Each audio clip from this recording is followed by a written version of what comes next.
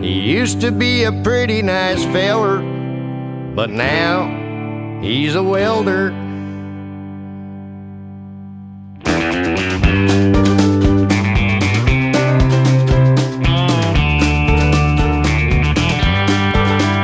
He's got arthritic knees and a mattress full of fleas. He's in the bar most every night. He doesn't get along if you look at him just wrong.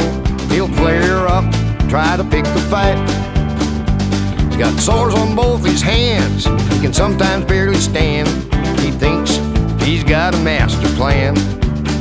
He's obnoxious and he's rude, got a real bad attitude, but in his mind he thinks that he's just grand.